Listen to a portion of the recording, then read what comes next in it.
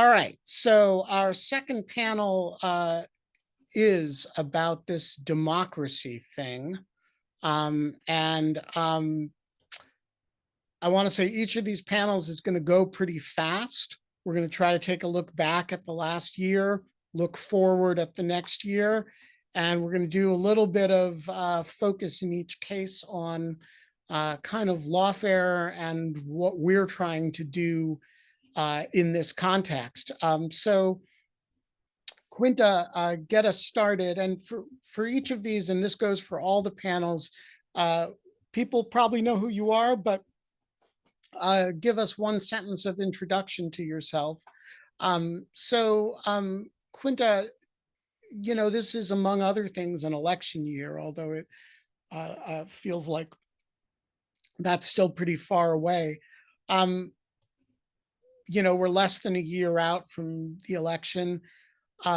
What are your concerns about the year to come in the electoral context? Are you principally thinking about information environment issues? Are you principally thinking about violence and political intimidation kind of things? And to what extent do you think we're institutionally well prepared for any of that? Thanks so much, Ben. So just to introduce myself, I'm Quinta Jurecic. I'm a senior editor at Lawfare, and I write about sort of law, democracy, and the internet and how they interact. In terms of your question, Ben, about what I'm principally concerned about, I think my succinct answer is yes. I'm principally concerned about all of the things. You mentioned, of course, the concerns about political violence, concerns about the information environment. I think those are very much front of mind on the realm of the information environment. So a lot of what we saw in 2020 was a really systematic effort by the federal government, by local and state election officials, by tech companies, and by independent researchers to help election officials identify and address potentially harmful falsehoods. So, you know, stuff about the vote being stolen and so on and so forth.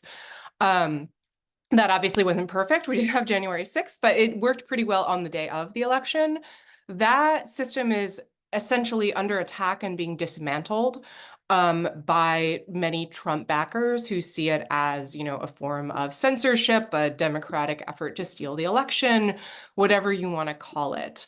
And as part of that, we are also seeing some really concerning attacks, both in the sense of, you know, real physical attacks, threats, harassment, and litigation against election workers and against entities that are trying to provide support to election workers. So in that sense, I think one of my big concerns is really to what extent just the systems for administering elections and for allowing them to move forward smoothly are going to be able to hold up under the coming strain. I will say I think I would be remiss if I did not mention the Colorado Supreme Court's ruling last night, finding that Trump is disqualified as an insurrectionist from appearing on the Colorado ballot as a candidate for the presidency. Of course, that has been stayed and will presumably go before the Supreme Court. But, you know, this question of can Trump even be elected as president at all is sort of one more element of potential chaos that has now been pretty clearly introduced into the mix, and I think we're all going to have to grapple with. And really, it's just another demonstration of how much we're dealing with in 2024 that is unprecedented. We've never had to deal with a lot of these issues before, and so it's not only that many of these systems are under attack or under different kinds of strain, it's that they've never experienced this, and so there's an element of just sort of trying to figure out our way in a real minefield. Excellent. So Natalie, you know, a lot of people, you and I have both gotten this a fair bit. People ask us, you know, Lawfare is spending so much time doing backward looking stuff at January 6th, which of course was in January 6th, 2001, not January 6th, 2024. And they say sort of justify this. What does any of this have to do with hard national security choices in a prospective fashion. And so I want to, rather than try to answer that question myself, I want to kick it to you because, why do the hard work yourself when you can have Natalie answer these questions? So, yeah, why are we so obsessed with the past? Is it Trump derangement syndrome, or is something else going on? Thanks, Ben. I'm happy to answer the hard questions that you don't feel like answering. I'm Natalie Orped. I'm the executive editor at Lawfare.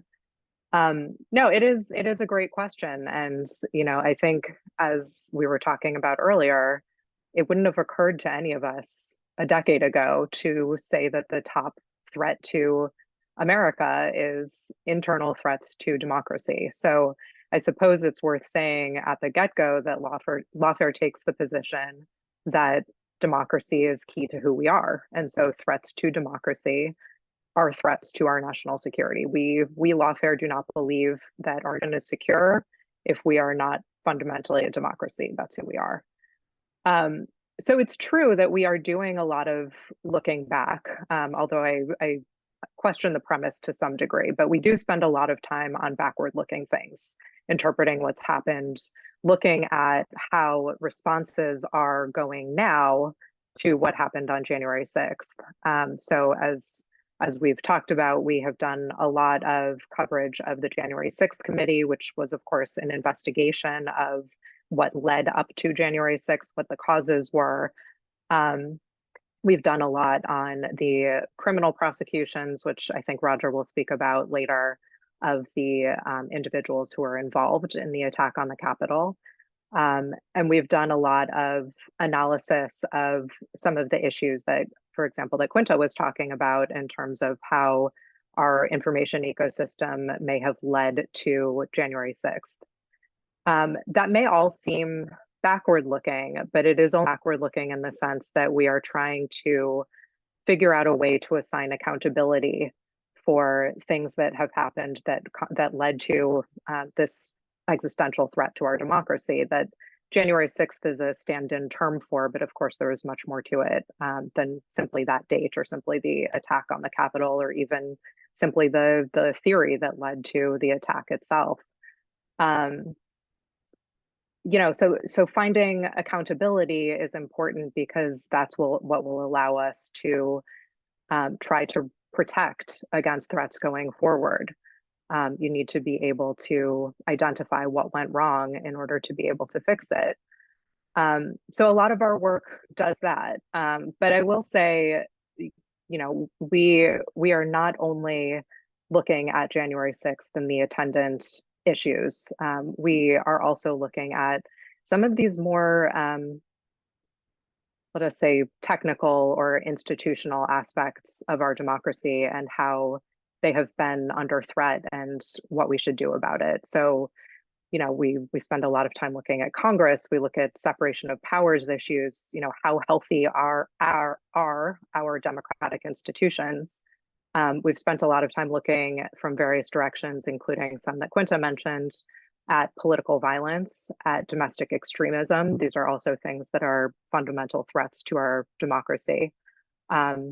Is our criminal justice system, are the statutes that we have available under the criminal law able to address political violence in this country? Are we ready to be a country that regularly has to contend with the possibility, probability, or definite existence of political violence on a regular basis? We have elections every 2 years.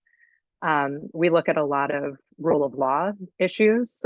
So some things may seem a little bit far from the core of democracy, but we sort of take the implicit, which I will make explicit, a position that things like whether there is a sense of legitimacy to the legal profession. Quinta has done some very good work on this with respect to bar discipline and legal ethics and the lawyers who have been involved with these sort of fundamental threats to democracy. We take the position that that's important. We take the position that privacy issues are important to a healthy democracy. So we look at surveillance, we look at things like data brokers and sharing of information. We look at democracy threats in other countries. I was looking before we got on at some of our coverage over the last year, and it's included, Guatemala, Argentina, Brazil. We did a very long series on the judicial reforms in Israel. And then in the meantime, we're still following things that are a little bit more connected to earlier days of lawfare, including Guantanamo and continued threads coming out of the Mueller investigation and such. And all of these go to the question of how secure our democracy is now, doing a close analysis and examination of where we stand now, and trying to find accountability for what has gone wrong and what the main threats have been, and looking toward the future to figure out how we can mitigate them and how we can fix the problems that are fixable. Excellent. All right, so let's bring this down to the level of the various federal criminal cases against former President Trump, specifically those in DC and South Florida. Roger, the one in South Florida seems to be, on proceeding at the pace of cold molasses, and the one in DC is now on hold as the Supreme Court decides a preemptive question of presidential immunity. What do you see as the greatest obstacles the government faces in getting these cases to trial and winning convictions? And to what extent do you see that as likely to happen this coming year, or is this something that's likely to get pushed back until after the election in 2024? Yes, thank you, Ben. And I'm Roger Parloff. I'm a senior editor here and a longtime legal journalist. And a long time ago, I practiced law for a little while, mainly criminal law. The timing is the crucial issue in both cases, it appears. In the DC case, there really aren't that many legal obstacles except the one we're stalled by right now, the immunity issue. And it's a question of first impression, so it's important in that respect. But it's really a pretty weak argument in terms of looking at the Supreme Court issues. So if we can, I'm optimistic that we will get through these appellate reviews and still get that case to trial before the election. It's different in the Southern District of Florida. We're not on track for she had set a trial date in May. We're not on track for that. She's very inexperienced. She is very skeptical of the special counsel's office, reflexively so. We don't know exactly why. And then there are also some very difficult procedural issues.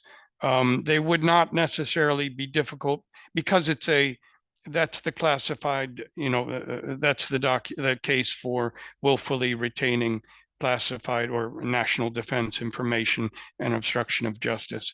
So it has a lot of issues that arise under the Classified Information Procedures Act. And those issues are pretty well defined in the Fourth Circuit because we have a lot of cases coming out of the Eastern District of Virginia, the District of Maryland, District of DC, but we don't have a lot that have reached the 11th Circuit. That means nothing is binding on this judge who, as I say, is highly skeptical of almost everything the special counsel does. So that one I really don't see. I suspect there will be an interlocutory appeal in that one as well. And so I don't think that one's going to get done before the election. And what do you, Representative Kinzinger was saying the that there's, describing a complicated interaction between the political process and these cases. Of course, in the cases themselves, you're not allowed to admit that there's any interaction. But I think the judges are actually pretty savvy that there's a real interaction and that they're in dialogue with the political process here. How did, in your watching of these cases, how does that work? It's interesting because I was thinking a lot is being done, left unsaid. I don't think anyone writes in a brief, we need to do this before the election, because if he's elected, he's going to get rid of these cases somehow. Everyone knows that, but no one writes that down. And and I think that's strategically the best thing to do, because no one's, if you believe in enormous presidential power, maybe that's legitimate. But I think that most judges don't want this to be resolved that way. So as far as the political impact of these cases or a conviction, it's sort of way beyond my, if I have any expertise, it's not that. And certainly I don't see these having any positive political impact. It seems the opposite. Same with the Section 3 case just now. Everything inures to Trump's benefit. So you still have to do the right thing. And so will things change at the last minute if he's convicted? I just don't know. All right. So Anna, back when a grand jury in Fulton County in August returned this astonishing, sprawling 19 defendant racketeering indictment, we wrote that the very ambition of the indictment carries risks. So talk to us about those risks, and to what extent have we seen them play out? To what extent have prosecutors sought to and effectively mitigated them? Yeah, so I will start out by saying that, I should introduce myself. I'm Anna Bauer, the Lawfare's legal fellow and sometimes roving courts correspondent, and happy to be here, and thanks everyone for joining us today. So Ben, I will start by saying that although I still do believe it's an incredibly ambitious document, it's actually not as ambitious as it could have been. We learned after writing that piece, when the special grand jury report was released, that in fact there were many more people who had been recommended for indictment in Fulton County than were actually prosecuted. So it's actually something that I think from the outset, prosecutors tried to mitigate some of the risks by kind of narrowing that field of people who they sought indictments for down to 19 as opposed to 30 plus. But in terms of some of these other risks, I think you can divide it into three buckets. The first is these kind of logistical challenges with a sprawling indictment like this. Prosecutors in Fulton County have estimated that the state's case in chief will take about 4 months. That doesn't count jury selection. That doesn't include the defense's case. And that's already, a lot to ask of a county prosecutor's office that doesn't have the resources or the manpower of, for example, the Department of Justice. And that becomes even more complicated when you factor in potential speedy trial demands. We saw Kenneth Chesbro and Sidney Powell did demand speedy trials, which further complicated things. Then you have the fact that some of these defendants are former federal officials who were almost certainly going to seek to remove their case from state to federal court. So you have a worst case scenario in August as we're, before anything has played out, where potentially Fani Willis is looking at multiple trials that would last for months on end, potentially some in state court, some in federal court. And so that just was a real logistical kind of problem facing prosecutors at the outset.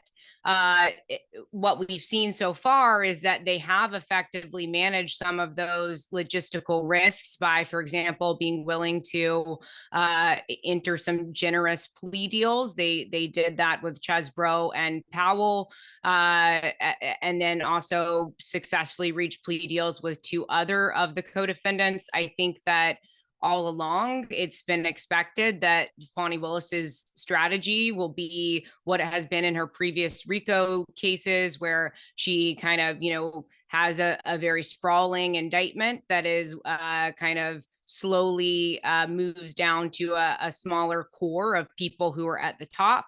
It seems like here that maybe Trump, Giuliani, Meadows, maybe a few more. So as we look forward to 2024, I think that I expect to see some more strategic plea deals reached, in which the prosecution team is trying to get that group of co-defendants down to a smaller group. There's also the timing risk, Ben. We've kind of already talked about that a little bit with the federal trials, but with a sprawling case like this, I think that it would be very unusual for the case to go to trial within a year, and that's a big problem when the person who receives top billing on the indictment is the front runner for the Republican presidential nomination. We've already seen that prosecutors this year have initially wanted a March date. Now they've said August. And it's to be seen, exactly how effectively they will argue this timing issue to Judge McAfee. But it could be an issue because Trump's team has already said that if he is not tried prior to the 2024 election, and if he wins, then the prosecution would not be able to resume until 2029. And I do think that he actually has a compelling argument if he does win, that prosecution effectively, as against him, has to be paused because of his duties as president. And then finally, with a RICO case that is of this nature and of this size, there's a lot of the legal issues, some of which we've already seen raised and that prosecutors have kind of successfully argued against. We saw that with Chesbrough and Powell. Prosecutors successfully won some motions in which the defense was challenging kind of the use of the RICO statute in Georgia. But I think the question for me looking forward is whether prosecutors can successfully show a jury that an enterprise like this, that includes, seemingly disparate conduct and actors who, maybe have never met, have never really connected, can they really show that this was all a part of the same conspiracy, a part of the same enterprise, and connect these kind of more isolated aspects, the breach in Coffee County to the fake electors plot? I am optimistic that they will be able to effectively make that case to a jury. Some of the work that we've done this year, for example, with our series on Coffee County, has shown that these parts of the alleged conspiracy that seemingly are more isolated, in fact, have connections to places that and parts of the conspiracy that you would not expect. But so I think that kind of sums up some of the risks and what prosecutors have done thus far. And I think we'll learn more this year as we have some more hearings on various matters. Fabulous. Thank you all. Let's bring on our cybersecurity crew. Greetings, and again, the same rule applies as just introduce yourselves as you start talking. So I want to start with Eugenia. We've managed to go a full hour and 2 minutes in this live cast without mentioning generative AI, which makes it the longest that any live cast or podcast or any kind of cast has gone in 2023 without mentioning ChatGPT or generative AI.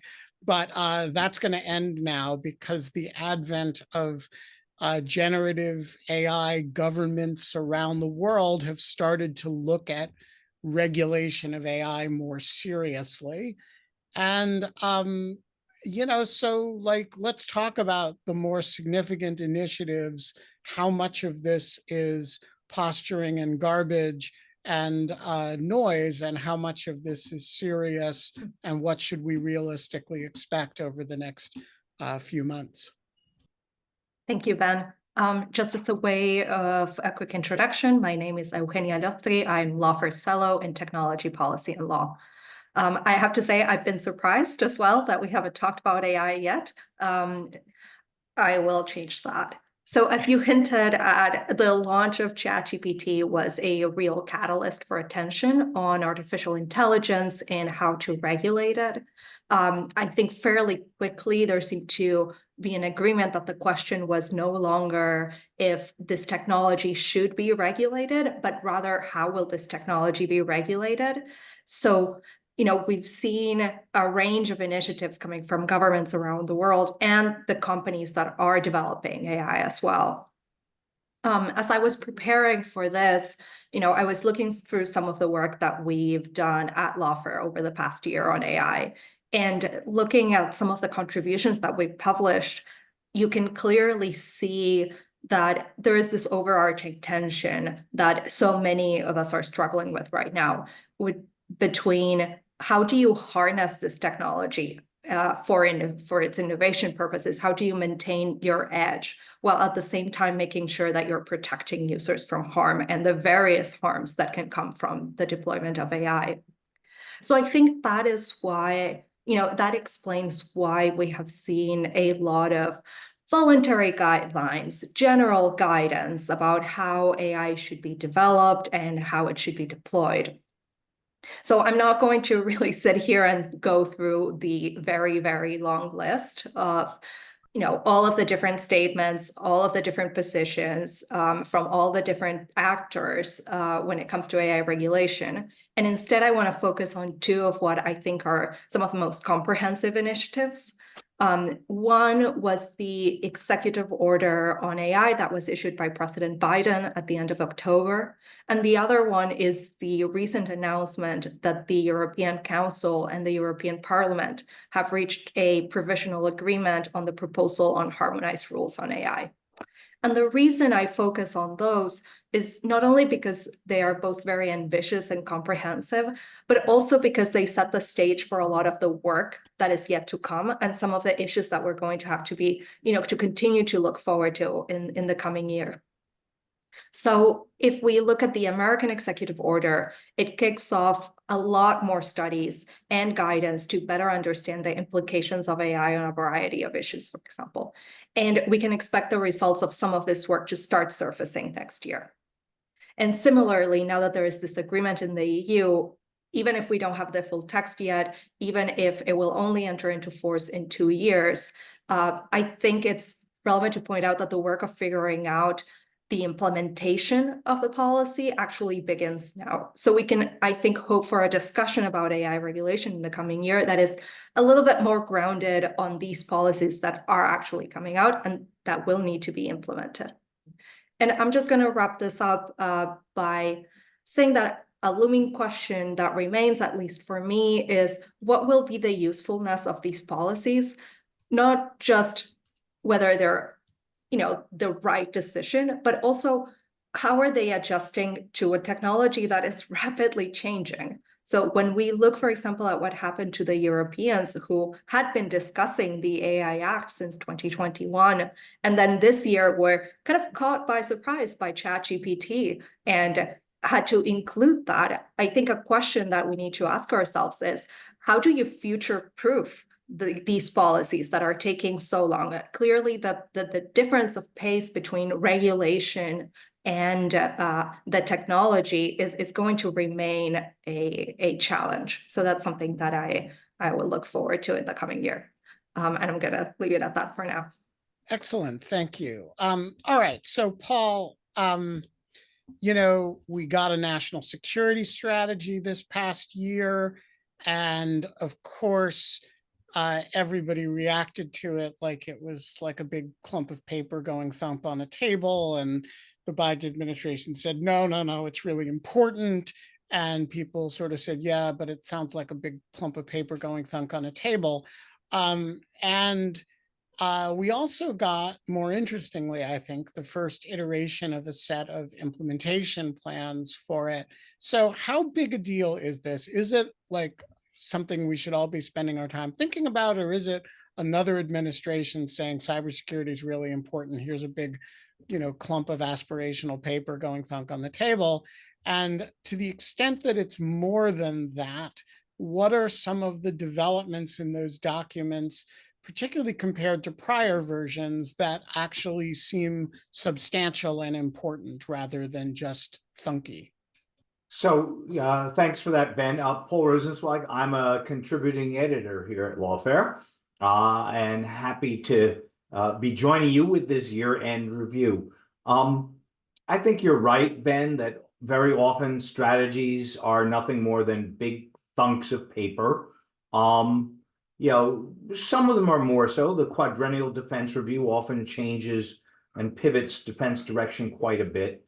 I would grade the Biden cybersecurity strategy as a 7 on a 10 scale, where 10 is truly impactful and 0 is nothing but a thunk of paper on the So that's table. pretty good. Yeah, it is pretty good. And I think there are a couple reasons for that. The first and foremost, at a kind of meta level, is that it's changed the conversation, which is to say that for the last 20 years, all of the conversation about cybersecurity in the United States has been about public-private partnerships and how we can work together and all of that. And all that's been good. I mean, we've made some real improvements in cybersecurity over the last 15 years with that as a model. Greater information sharing between victims, greater threat and intelligence information sharing between the government and the private sector, better development of private sector enterprise security checklists and metrics. All that's been very good.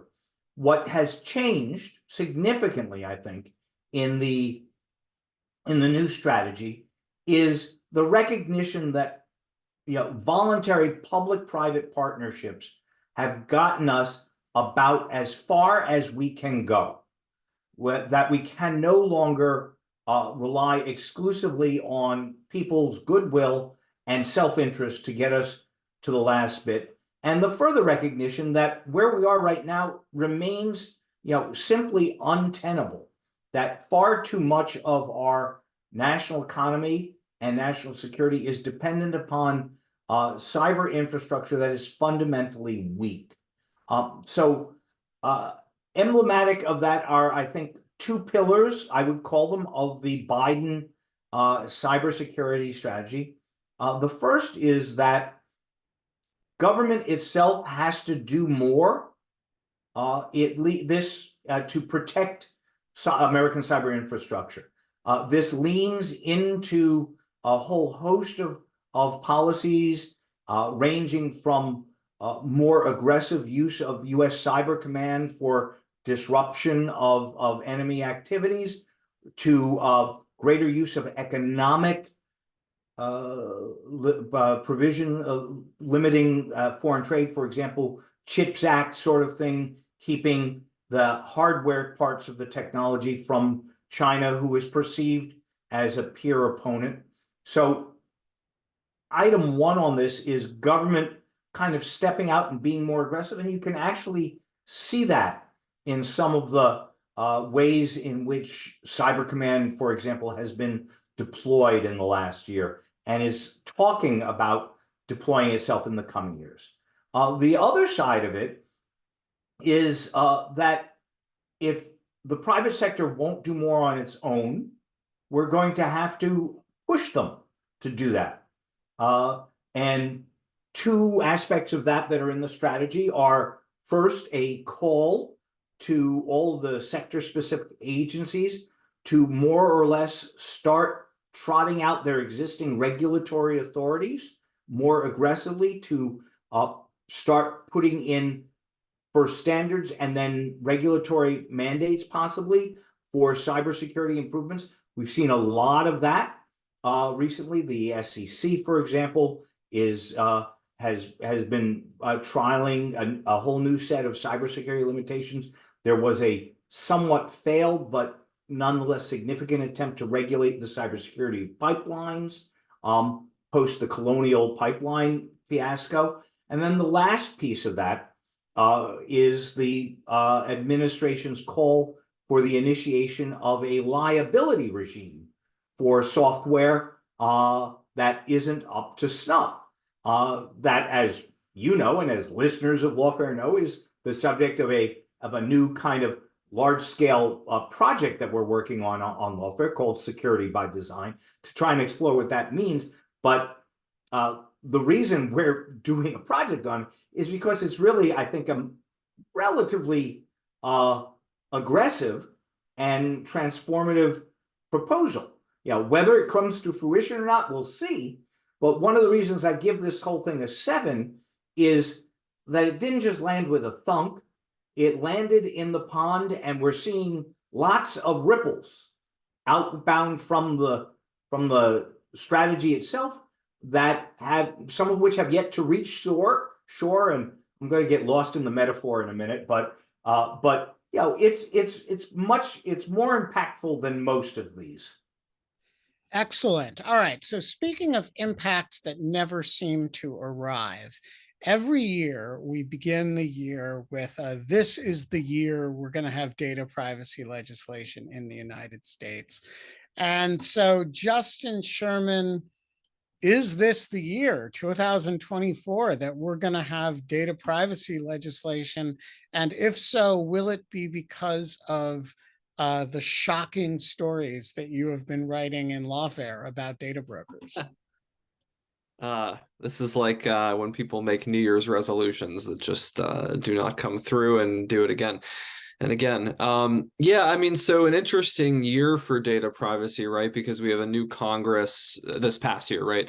A new Congress, but in 2021, we had in 2022 had ADPA, the American Data Privacy and Protection Act, which by many accounts, right, all kidding aside, was kind of the closest, as folks have said, we've gotten to a comprehensive federal consumer privacy law. Now, what I always say is, if you're, 6 inches closer to the end zone, yet still very far away, is that really any progress? But it definitely has been coming along. So that was introduced in the last Congress. At the beginning of this year, there was a lot of discussion about reintroducing ADPA, about finally pushing this big privacy bill over the finish line.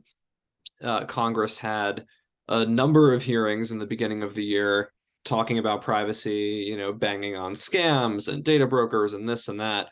And then that kind of went nowhere. There was no reintroduction of the comprehensive privacy bill. There is no current comprehensive new privacy bill that's under development. The ADPA stuff is kind of stalled. So once again, to Ben's point, we kind of have this nice discussion, and there has been a lot of progress, right? I don't want to knock the folks who've spent a lot of time pushing for this. And there is a lot of bipartisan consensus as well. There are a few Democrat and Republican holdouts for various, in some cases, ridiculous reasons, but that's that. So nothing has happened there. The administration has said a little bit about privacy. To Paul's point, some of those data protection issues are roped up in the cyber strategy and somewhat in the AI executive order. President Biden wrote a Wall Street Journal op-ed about privacy, but they've been pretty quiet on privacy overall, I would say. I kind of expected more explicit discussion of its importance to tech competition and China issues and everything else. But there has been a little bit of data broker movement. The Consumer Financial Protection Bureau is doing a new rulemaking to essentially look at companies that are acting like credit reporting data brokers, but not presently covered. The FTC has been pretty active. Just today, actually, they announced that there will be updated rulemaking to COPPA, the Children's Online Privacy Protection Act. So that's incredibly significant because COPPA is an important law, albeit flawed. And the last thing I want to mention is the AI executive order. As we'd heard about, has lots of great provisions in it. One of them is to compel federal agencies, except for national security ones, to come up with policies around the acquisition and use of commercially available information. So that's important stuff. The last thing I'll hit on here is just data security more broadly. There's been a lot of interesting sort of strategic discussion about data free flow with trust, about cross-border data collaboration in the G7, at the G20, with the Quad, especially with Japan as a leader on this, but there hasn't been too much policy change. On the US domestic front, let's not forget that this was yet another great, exciting year for the TikTok saga, which has been going on for about 4 years now. And the poor editors who've had to edit my pieces, but something I've been writing about as well with Lawfare for several years now. Earlier this year, the TikTok CEO finally got dragged in front of Congress and was shouted at basically for a number of hours about everything from important and concerning problems like addictive behaviors and showing children sexual content and things like this, all the way to people basically just shouting about how TikTok is an arm of the Chinese Communist Party. So all to say, we had this hearing and there was a lot of talk about what would happen, but that once again went nowhere, which seems to be the theme here. There was the Restrict Act that was pretty interesting for folks who follow this, that was introduced that basically would have permitted the executive branch to ban applications like TikTok, because it would have amended the limitation in the International Emergency Economic Powers Act, IEPA, that says the president cannot ban the import or export of information. And so that would have been changed. There was a big push for that bill, yet it went nowhere fast. So, TikTok remains operational. I'm not sure if Lawfare is on TikTok or not, but certainly we are not. Okay. But certainly, if people want to use that app, it's still functional. So for 2024, who knows what will happen, but there were a couple data privacy things, one of which I worked on, crammed in the NDAA this year, that is now law. So hopefully, some more room for discussion of those issues next year. All right, we are going to go to our final panel, and I want to start with the estimable Ashley Deeks, who has to duck out shortly. So we're gonna front load all things Ashley Deeks.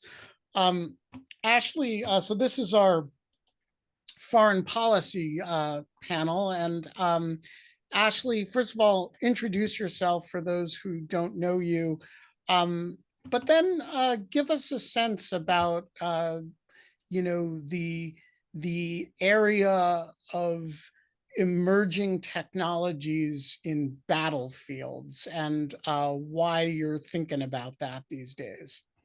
Sure, great, thanks. And thanks for having me join this. I'm a professor at UVA Law School and a Lawfare contributing editor. As I think the prior panel just made clear, there has been a ton of conversation around cyber and AI in what I might call the civilian space. But I think maybe surprisingly somewhat less conversation in the past year about military AI. So I've been thinking and writing a bit about this. We have seen some technological developments of note on the battlefield. And I think it's clear that China and the US are focused on advancing their AI tools in the military and the intelligence spaces, even if they're not saying that much about it. Before I say something about this emerging tech, I do think it's useful and helpful to remember that traditional tech still does raise the kind of hard national security questions that Lawfare, it's really been Lawfare's bread and butter from the beginning. In looking through the posts from the past year, I was struck by this when I was reading Jeff Korn and Chris Jenks' post about the decision by the United States to arm Ukraine with cluster munitions. So they used the debate about whether to do that to illustrate the persistent challenge of balancing military necessity against humanitarian imperatives during wartime. And this is a case in which the weapons would not be unlawful for the United States or for Ukraine to use.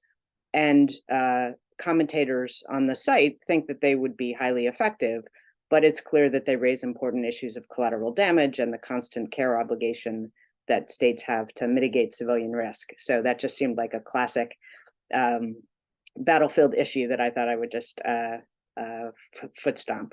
But so I myself am interested in whether and how states, including the United States, are going to regulate high-risk uses of AI in the military setting, both as a domestic matter and as an international law matter.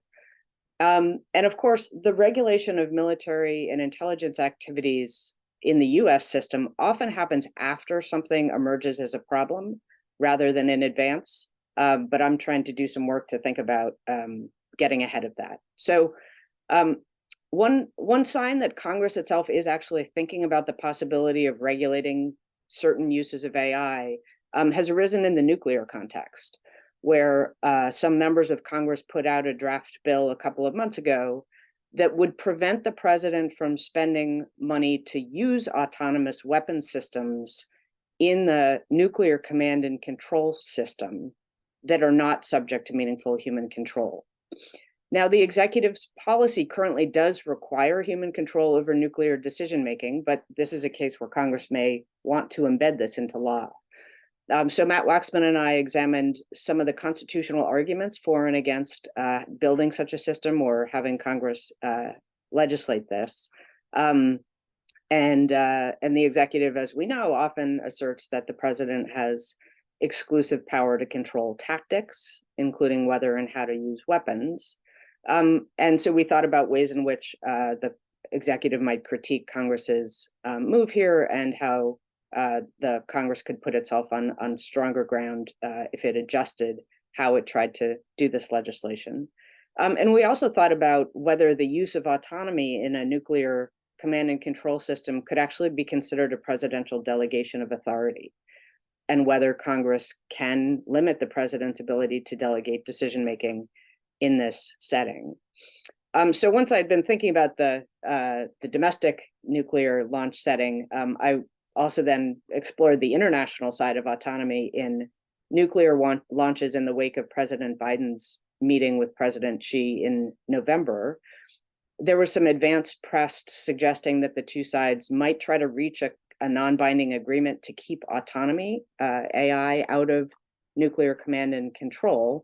It didn't happen. I think the agreement was just to keep on talking. But I posted to try to consider why China might not have been willing to sign on. Maybe it's because the US and China haven't had sufficient numbers of conversations directly about AI, for example. So maybe it was just too early. Maybe China saw this as not the US giving up anything in light of its current policy. There'd been a post earlier in the year by Noah Green, a contributor to Lawfare, who posted about how states should and could keep AI out of nuclear command and control. And he suggested that the permanent 5 members of the Security Council try to agree to ban research and development of autonomous AI-enabled nukes. I do think maybe that would be desirable, but I'm even more skeptical now of that as a normative proposal in light of Biden's meeting with Xi. But that, of course, the international angle does lead to questions about whether and how the international community, and here especially Russia, China, and the US, are or are not going to be able to regulate these systems more generally. So I wrote a couple of posts forecasting where I think this might be going. You hear a lot about analogies to the nuclear treaty regimes that say, you know, look, we could reach binding agreements in this very high stakes area. So why couldn't we do it here in AI, where there's also high stakes? I think the better analogy is actually to adversarial cyber operations. And there we have not actually seen new treaties, and we've seen pretty limited progress on non-binding norms. So it may be that we see in the coming year a ban among states that don't fight many wars, that ban, for example, lethal autonomous weapon systems. But I'm skeptical we're going to see a lot of progress among the kind of major adversaries on this front. I'll just say kind of what I'm looking for in the coming year. One particular thing I'm interested in looking out for is analysis of how Israel has deployed military AI in the Gaza conflict. There have been a few news articles about it, but I haven't seen a deep analysis of it. And I think people will be looking to see whether that use of pretty advanced AI advanced Israel's strategic and tactical goals or not, and to think about what lessons other states are going to learn from Israel's experience on the battlefield. Excellent, thank you. All right, Dan Byman, speaking of Israel and Gaza, we've had two major conflicts, one in Israel and Gaza and the other in Ukraine, that have been at the forefront of both US politics and foreign policy discussion over the past few months. Let's talk about each conflict, how you see them progressing, and what we can expect from them in 2024. Just a small subject. So I'm Daniel Byman. I'm the foreign policy editor at Lawfare. So as you can imagine, the foreign policy essay series had a lot on both the Ukraine and the Gaza war. Given the stages of the war, the content was different. So with Ukraine in 2023, we saw, over time, if you will, a kind of maturation of the war. There was a lot more stasis on the battlefield, and a lot of questions were about the kind of enduring nature of the conflict. While with the Gaza conflict, which began on October 7th, a lot of it was sense-making. How should we think about this conflict in general? And these are, of course, tremendously important conflicts. Ukraine, in many ways, has reshaped Europe, including the map. And NATO has new members, and there's an energy to Europe and how it thinks about its security that's frankly been lacking since the Cold War. In the Middle East, this war has also fundamentally reshaped things. Before October 7th in the Middle East, we were talking about Saudi-Israel normalization. We were thinking of Iran in a nuclear context.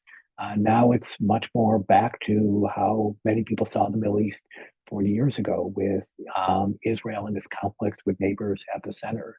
You have groups like the Houthis that are attacking Israel and in so doing disrupting international shipping, which is leading perhaps to an international response. You have new conversations that are about what will the future hold for the Israeli-Palestinian dispute, which seems like echoes of many past ones. So it's both are truly transformative, it seems, at least for the coming years. All these show something kind of obvious but worth pointing out, which is that the United States, despite how much President Trump and now President Biden want, is it can't focus exclusively on China. That there is a rest of the world, and this rest of the world forces itself on the American agenda. And certainly American presidents have wanted to get out of the Middle East. I think much of the American people want to get out of the Middle East. But when conflicts happen there, the United States becomes more involved. And the United States has done so in the Gaza conflict, both in terms of visits by the president himself in its immediate aftermath, but also quite consequentially deploying aircraft carriers and other military forces. So there's a fundamental reality of the United States needing to focus on much of the world. There is a different question of relations with allies, though, that come from these two conflicts. In Ukraine, the United States has been leading its allies to bolster Ukraine, to provide military support, to provide training, to otherwise back Ukraine as conflict in Russia. With Gaza, the United States is not exactly alone, but is certainly a part of a small list of countries that are supporting Israel. And the US is often doing it in opposition to many of its allies around the world. And this puts the United States in a much tougher spot. And already President Biden has tried to push Israel, especially on the civilian casualties issue, in part because of US isolation. The last thing I'll say for now is the question of how the United States sees its alliances, which shows up in both of these conflicts. To be clear, the United States is itself not fighting these wars, right? US troops are not shooting at Russians, US troops are not deployed in Gaza. But in so many other ways, the US is deeply involved in these conflicts. And we had a lot of essays on military training, for example, in the Ukraine conflict. We had essays about what sorts of arms to provide. And with Hamas, Jessica Davis wrote a wonderful essay about going after Hamas's money. So the United States is playing lots of roles in terms of supporting combatants and in terms of trying to weaken US enemies. And one question that the United States is going to have to ponder is, even though it's working very closely with Ukraine and very strongly supports Israel, the United States and these countries have different objectives. And part of the US goal is to support these countries, but part of it is actually to walk them back, to try to move them towards, in some cases, less aggressive objectives, or as the US would often think of it, more reasonable ones. And that creates tension with the very countries and leaders the United States is trying to help. So let me stop there, and I may have a few points beyond, depending on how much time we have. Excellent, thank you. And Scott, talk to us about some of the other major developments in foreign policy this year: war powers issues, economic statecraft, treaty law, NATO. What are we looking at? It's been a big year. It certainly has. Thank you for letting me bat clean up here, Ben. We have a ton of issues we've talked about over the last year that a lot of us have worked on different capacities, but I'll focus on a few that I think are notable. We began to see some really interesting developments in the kind of war powers context, an area where I think things are really well trodden, but there's a lot of history still to excavate, to look at, where we're seeing new challenges kind of emerge. On the historical front, we actually had a really notable anniversary this past year, the 50th anniversary of the War Powers Resolution of 1973, one of the more influential and really kind of the only influential war powers legislation out there. We saw a number of pieces looking at what that might mean in different capacities. Matt Waxman and Patrick Holm did a really interesting look about how the whole reform effort impacted U.S. alliance commitments, and brought that into the present day in the context of contemporary alliance commitments and the credibility of those commitments in the context of Ukraine and other ongoing conflicts. I wrote a piece about the historical legacy of the War Powers Resolution and the constraining effect it has had, if not the one intended by its authors. And so we've got that kind of historical lens we're looking at, but we're bringing them to more contemporary challenges, because we've seen war powers issues uprise in a number of interesting, novel contexts that we haven't fully anticipated before, or that raise some new questions. And then we also are seeing it in new iterations of some old challenges. On the latter front, we, of course, more recently have seen these threats to U.S. military forces in the Middle East. We saw Jack Goldsmith and other people comment on that, right on that for us, talking about the role that self-defense has come to play and how the United States thinks it's about its ability to engage in the use of military force. But then we've also heard the use of military force be raised in a number of other policy contexts, like across the southern border in response to the fentanyl crisis and other drug issues that have come up and have been debated most recently in the context of Republican presidential debates. We saw our own Ashley Deeks, who was just with us briefly, and Matt Waxman write about that a few weeks ago, digging into what this would actually mean, how legal would this be, what legal questions would this sort of policy raise in different contexts, really putting meat on the bones for that proposal legally. Of course, is all on top of a lot of our daily, weekly conversations about these topics, whether it's on Rational Security, our weekly podcasts, or on our daily podcast, where we really provide rolling, very contemporary commentary about things that are as they happen on the ground, both from a legal and a policy perspective with various experts. Another bucket that's worth mentioning is this economic statecraft bucket. We really have seen really dramatic evolution in how we use economic statecraft tools, whether it is the use of sanctions in context ranging from Russia and the variety of sanctions used there, to crafting it around humanitarian assistance, trying to limit the negative impact and unintended impact sanctions can have on states like Afghanistan. We've seen the beginnings of the rollout of a revolutionary new outbound investment restrictions that we wrote about with a number of commentators here at Lawfare this year. Use of export controls in all sorts of wild contexts, from cyber mercenaries to quantum computing to the transfer of sensitive technologies to China that we've talked about. Handling of different central bank assets in the Afghan context to the Ukraine context, and various proposals to use them for different purposes and what you do with them when they're not in the control, perhaps, of the state that putatively owns them. We've seen lots of debates. We've played host to ongoing debates of that for the several years that have continued into this year.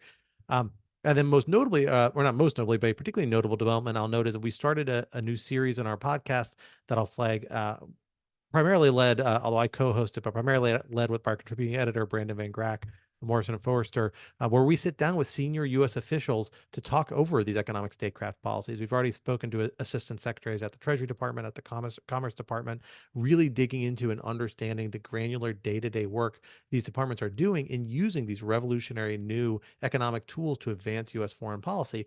And it is a kind of worm-level view into the working of these offices, what's going on that you can't find anywhere else, that I found incredibly illuminating, and that we're building out in the year to come with a number of more interviews doing that sort of work. And the other area you flagged for us, I think, is one worth touching on, which is this idea of the United States in the international order, whether it is our NATO alliances, something that we have looked at in the context of Finland and Sweden acceding to NATO in the past few years, thinking about the relationship between NATO and the Ukraine conflict. We talked about, of course, our general role in the international system, our relationship to things like the International Criminal Court and international human rights obligations, whether it's in the context of War Crimes Act prosecutions or other items. These are all issues that we are always tracking. We have lots of commentary on.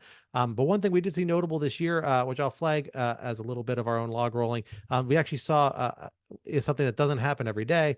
We saw an idea that started on a Lawfare article actually get turned into a law, a proposal that I sketched out in a piece on NATO in 2018 about a provision Congress could enact to try and make it harder for presidents to withdraw from NATO. That has been kicking around 3 Congresses now, did finally make it into the most recent NDAA as Section 1250 uppercase A. Lawfare has its impact on legislation pretty regularly, but it's rare that we can claim it from inception to delivery. And this is one case where I think we can make a credible claim for that, at least on that sort of one provision that might play a major role if we find ourselves in a second presidency of our second Trump presidency, where we see a serious effort to withdraw from NATO, something we've heard former President Trump talk about just in recent weeks. So lots happening in this space and lots to happen in the year to come. Thank you, Scott. All right, before going to audience questions, we have a quick word from you all from Patrick Cole, our esteemed Director of Development. Patrick, the floor is yours. So I'm just going to take a few minutes of your time to talk about the ways that you can support Lawfare, why it's meaningful, and why it is important for all the work that we do. So as we've heard from Congressman Kinzinger, as we heard from all of the panel sessions that we've had, national security issues have been at the forefront of current events and have been at the forefront of policy issues this year. And that's going to continue to be the case in 2024. And that's why Lawfare produces content that is timely and is relevant and is important for an audience that is not just at the highest echelons of government, but is relevant to readers who don't necessarily have a background in national security. And we produce content that is impactful and read and referenced widely.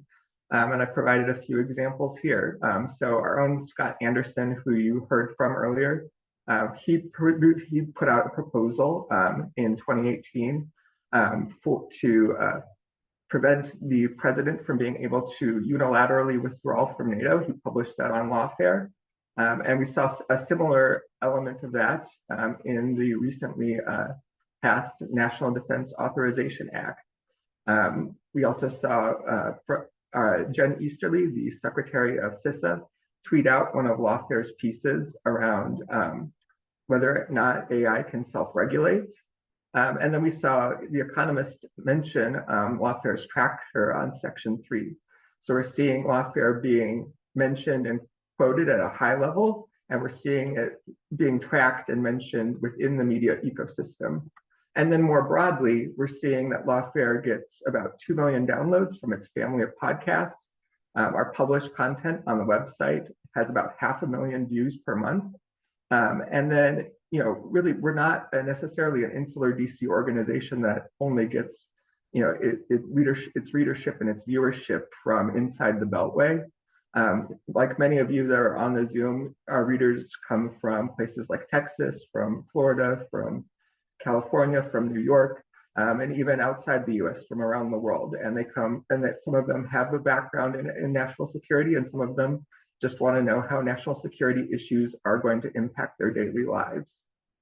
And then if we go to the next slide, as a 501c3, in order for us to be able to produce that content for you, to be able to provide the nonpartisan scholarship and analysis on national security law and policy that we do, we rely on financial contributions from our supporters. So if you are already supporting Lawfare, thank you, thank you, thank you. Everything that you saw on that last slide is a direct result of the financial support that we receive from all of you, and it wouldn't have been possible without it. And it won't be possible next year without your continued support. And if you are not a current supporter, this is now a really good time to become one. And there are a few different ways that you can actually contribute to Lawfare and become involved. And if we go to the next slide, we can talk about some of those. So you can start out small. You can become a material supporter via Patreon or Substack. Our material supporters give as little as $1 a month. Some of them give a couple $100 a month. You can be a non-recurring charitable donor through our Give Butter. And then we're also going to be launching, for contributors who want to give a little bit more money, our Lawfare Leadership Council. And this is going to launch at the beginning of next year for donors who want to contribute $2,500 or more annually. It'll have new opportunities to engage with Lawfare, engage with other people who care about national security issues just like you, as well as provide Lawfare with the sustainable funding that it needs to continue to provide an impact. And you might be asking yourself, well, why? Why does that matter? Well, if we go to the next slide, there's some good reasons why you might want to consider supporting Lawfare at any level. As we've discussed, Lawfare is free and nonpartisan and available to the public. And that's not typical of every think tank or every organization, but we believe in providing free content that is useful to anyone, from whether they're a national security expert or just want to learn more. And we provide opportunities to engage with our experts, to engage with the content, to learn from each other. And our editors are a lot of fun to interact with. I can attest to that. And so by participating with Lawfare, by contributing, you become part of that. And then finally, when you contribute to Lawfare, when you start to join our community of contributors, you join a community that really is unique. We've heard a lot about democracy over the last hour, and really, I can't say it enough that democracy is intrinsic to our national security.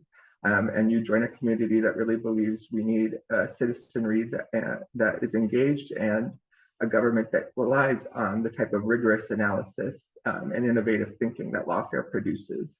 And so if that sounds like something that you want to be a part of, something that you would like to join, please reach out. I would love to talk to you. I'll put my contact information in the chat, along with ways that you can support Lawfare. And if you just want to talk about Lawfare's content, or even which of Ben's dog t-shirts is your favorite, I'm also always happy to have that conversation as well. So with that, I'm going to pass it back to Ben, and thank you so much. Excellent. Thank you, Patrick. We have several questions in the queue, and I as we tend to. I want to get through all of them. The first question I want to route to Quinta because she is so good at staying optimistic all the time. Linda asks, given everything, it can be hard for average citizens to remain optimistic. What can we do to fight for democracy, support Ukraine, and counter the forces of authoritarianism at home? Quinta, who never has a down word to say ever, what do you think? And then anybody else who wants to chime in after Quinta delivers her ray of sunshine, feel free. Yeah, so if you're not familiar, I'm a very pessimistic person, which is the joke that Ben is making currently. I'm not usually the optimistic one. I think there are two main things. The first is, this sounds easy, but keep yourself informed, right? There's democracy depends on an engaged citizenry. That's harder than ever in many ways. There's more information available, but it's also harder to find good information and to distinguish good information from bad. But I do think that, even as news seems overwhelming, figuring out a way to, make sure that you're engaged, but not engaging, so much that you're burnt out, keeping track of what's going on, is really, really key. And that stands both for, international and national news, but also local news, right? I think that one of the things that people can kind of lose track of sometimes, and I'm guilty of this as well, when we think about, the crisis facing democracy, is to think of it in big sweeping terms about, the presidential election. That's important, but a lot of the problems that we're facing right now as a country, I think, stem from a sort of lack of investment in democratic institutions at the local and state level. So keeping an eye on that is crucial. The second thing I would say is to support journalism. Part of the reason that we're in this problem, in this crisis, is because news organizations are really, really struggling. Of course, I would be remiss if I did not plug Lawfare, but that also means, local news. A lot of publications are really struggling right now, and having a healthy media environment and environment where, people who hold positions of public trust know that they will be held to account by people who are trying to, inform citizens about the truth is really, really important. So subscribe to your local paper.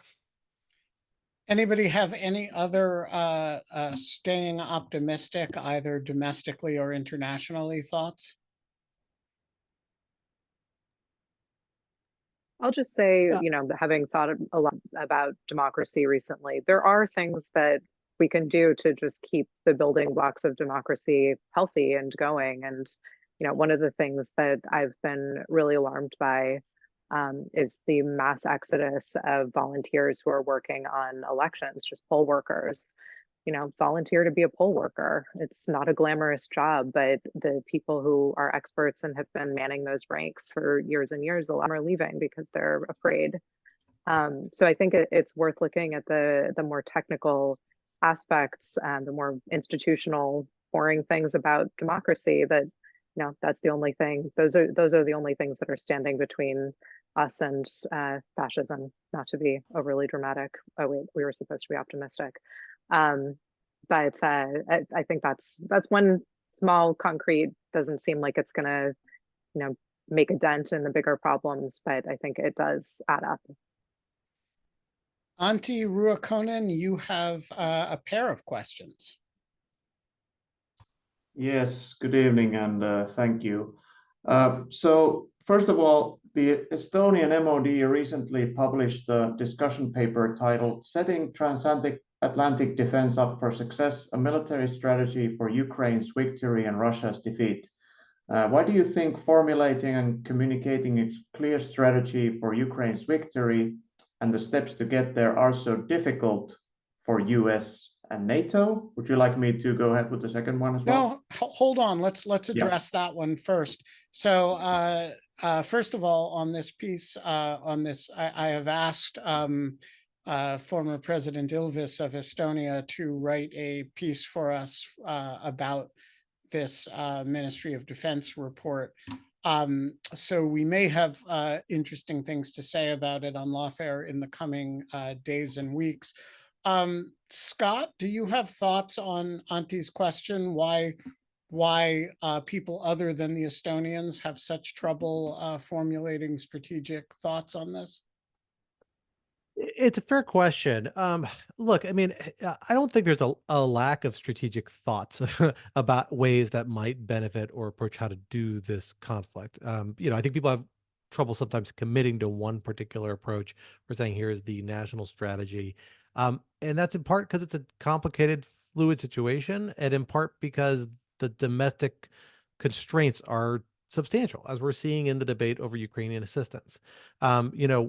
I think there's a reasonable criticism to be made that the Biden administration and some European allies may have treaded towards over-promising what they would be able to deliver earlier in this conflict. I think they did it strategically to try and send a deterrence message to some extent. They probably did it knowingly, but there are real domestic constraints we always knew were going to be on the horizon. I wish they weren't there. Many people wish they weren't there, and I don't agree with them, but they're realities.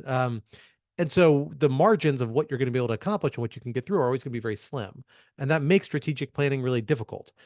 This is why that for a long time you had the idea of partisan politics ending at the water's edge.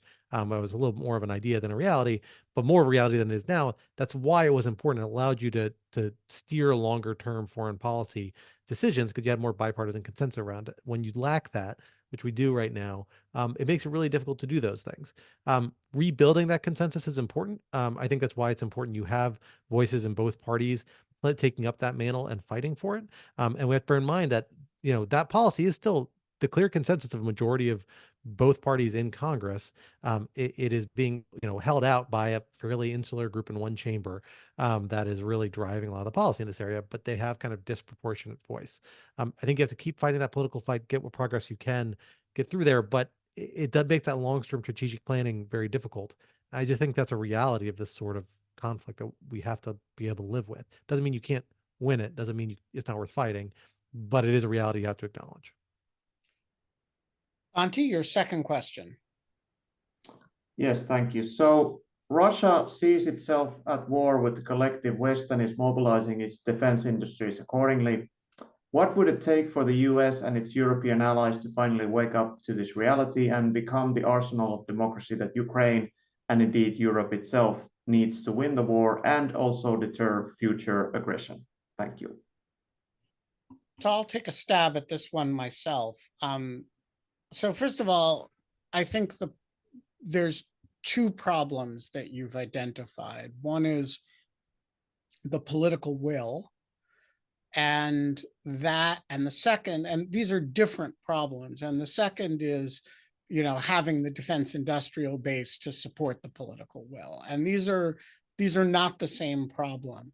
So for example, in the United States, we have, and I think in Europe too, we have a slackening degree of political will, mostly on the side of one political party.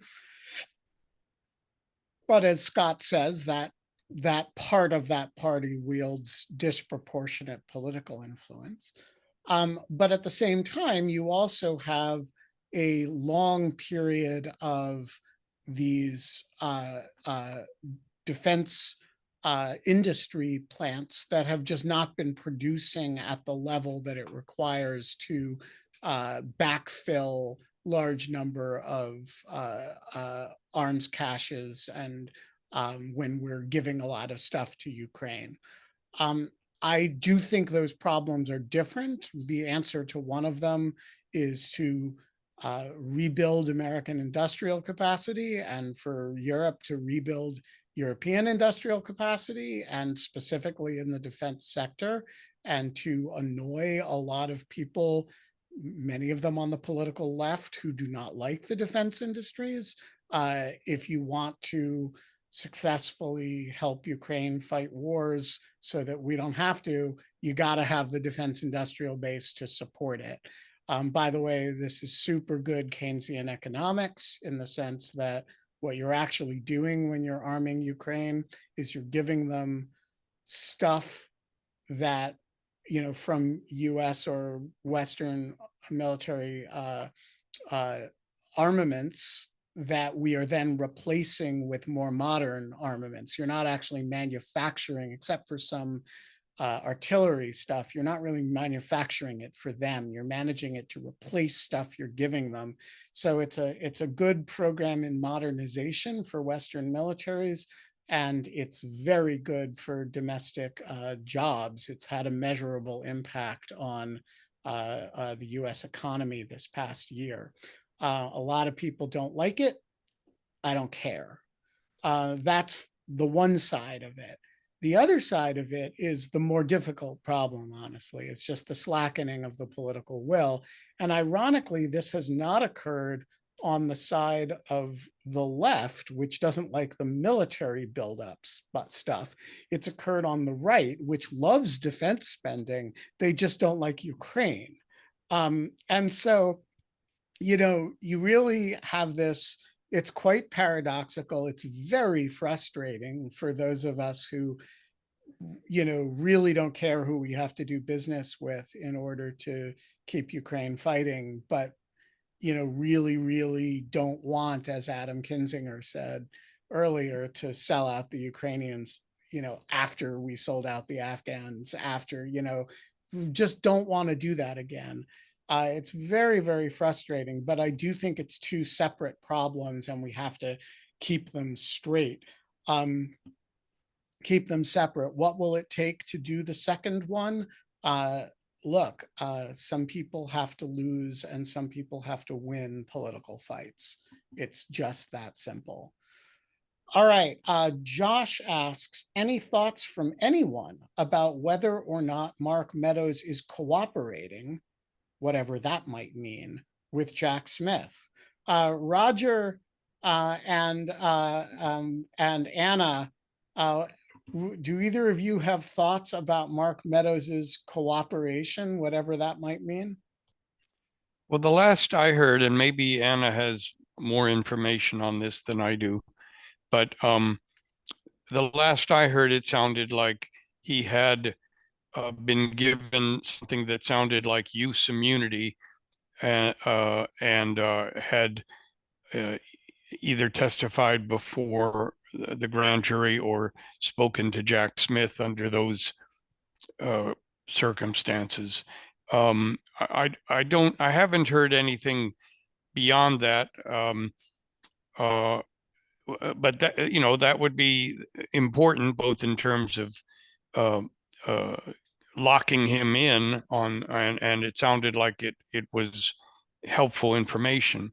I just in that vein, the other sort of recent positive developments. I mean, Representative Kinzinger mentioned that there was information on Trump's phone that was obtained, and we recently it was, I think it was a White House phone that he used, and the government recently had to give a notice about expert witnesses they wanted to call.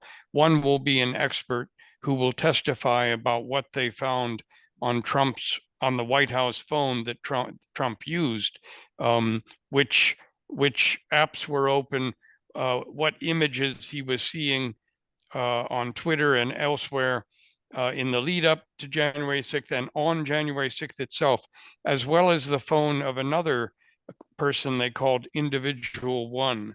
And I have no idea who that is, but I hope with all my might that it's Dan Scavino. But anyway, but maybe Anna has more information. Oh, just one other thing also that was new to me, at least, was when Jenna Ellis pled. She also had that little tidbit about Dan Scavino, saying at I think it was like a Christmas party, saying, "We're not leaving. It doesn't matter what happens with the courts," or something to this effect. Anna will remember it better, but we're not leaving. It's a very, very powerful thing to a jury. That is a real. It makes it so simple. It's on the level of with the Proud Boys when Enrique Tarrio calls the Board of Elders. I mean, it telegrams the board of elders and says, make no mistake, we did this. You know, it's a real smoking gun. All right, Anna, do you have additional thoughts? No, I mean, with respect to the Fulton County case, my most recent understanding is that Meadows is not someone who has been offered, a deal. This week we saw that the 11th Circuit rejected his bid to move his state criminal charges to federal court. So I don't know to what extent that might, change some of the calculus for Meadows. I don't know yet if he's going to appeal. I would assume that he might appeal that judgment to the Supreme Court, but I think that Meadows, it might be something that once his removal stuff kind of gets more settled, I think that just as speculation, it might be that his team does maybe approach Fulton County prosecutors and try to see if they can work something out. I don't know, but as of right now, as I understand it, he has not been one of the defendants who's been offered a deal. All right, we are on our last question and we're only 3 minutes over, which is, kind of impressive. And this question has Scott Anderson's name written all over it. Josh asks, what are people's, and by people, he means Scott Anderson, thoughts about the effectiveness of sanctions on Russia and in particular energy exports? Scott, it's got sanctions, it's got economic statecraft, it's got everything. What are your thoughts? Yeah, so this is a really tricky issue that we wrestle with a lot last year when the sanctions were first rolled out, and we've kind of been continuing to watch it. And I think actually this is a good question. That's time for an update. It's something I've been toying around with for a podcast in the early new year about who to bring on to do this. Like, we've gotten these media reports just in the last week or two talking about, hey, the Russian economy is doing great. Look at these consumers able to get the items. Look at how these Western companies are being squeezed on their way out of Russia and basically liquidated in a way that just gives capital to Putin and the Russian regime and his cronies, all of which is true to some degree. But I think it's easy to lose track of actually what the medium to long-term impact on the Russian economy is and is projected to be, and then how sanctions were used in the context of this conflict. The sanctions were used in kind of two ways. One was a messaging way. Early on, there's an effort to impose such a wild wave of crazy sanctions that were so oppressive and so damning that you were going to hopefully scare Russia into trying to end its invasion of Ukraine, right? Or in the first few months of the conflict to rapidly wind it down. You saw this rapid escalation of efforts, this rapid effort to signal we're going after more and more oligarchs, expansion into different sectors. A lot of this was about messaging, not actually about immediate implementation, because there were shades of gray of implementing all of these measures. And this energy sector is one of the biggest shades of gray, of course, because it took a long time for those sanctions to fully come on board, and a lot of them haven't ever come fully on board. And that's because Russia is a major economy. You can't just cut it out of the global economy without having huge ramifications for the rest of the world. And there were big concerns about what severely hindering the economy of Europe, what's severely hindering the economy of the United States would do for support for the efforts to support Ukraine in the conflict, and not to mention the ability to support Ukraine in the conflict. And so there was a balancing act between really aggressive signaling about what the West is going to do, is willing to do, and then an effort to kind of softly introduce it in a way that mitigated many of those external measures.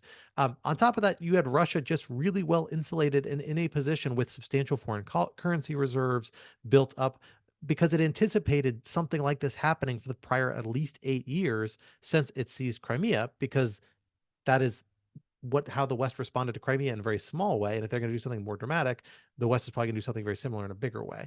So Russia built up a lot of tools that allowed it to insulate its economy, at least in the short to medium term, from a lot of the immediate ramifications of that. We still saw surges in consumer prices, lack of availability of core products for a while. But those things have kind of massaged around, as you've seen internal Russian industries replace lost import capabilities. You've seen them shift to substitute goods from like India and China, other economies that don't participate in the sanctions. So a lot of these consumer goods are still getting through. The key point, though, is that Russia's economic world has shrunk dramatically. It's continuing to shrink. You can only seize so many Western companies and squeeze them bone dry before you run out of Western companies. Also, is any Western company ever going to come and do business in Russia again? It's going to be a hard sell when they're being liquidated on these terms, right? This is what Russia is doing. It is the playbook that we saw a lot of economies, particularly ones moving towards a more socialist or communist model government or state-run economy in the 60s, 70s, and 80s turned towards. And it had long-term economic ramifications of where they're bad. And those were cases where you had the Soviet Union, in many cases, propping them up, which Russia doesn't have here. All projections point the Russian economy is set to shrink over the next several years, that most quality of life for Russians is set to shrink. And then particularly like export controls are set to really, really limit Russia's ability to upgrade or even maintain a lot of its key infrastructure and military infrastructure. Some of that's going to be substituted and shifted elsewhere, but not all of it can, at least not as efficiently, not as high quality. So the real question now is how sustainable are these sanctions and how much will is there to maintain them in the medium to long haul? Because that's where they're going to have the most damage.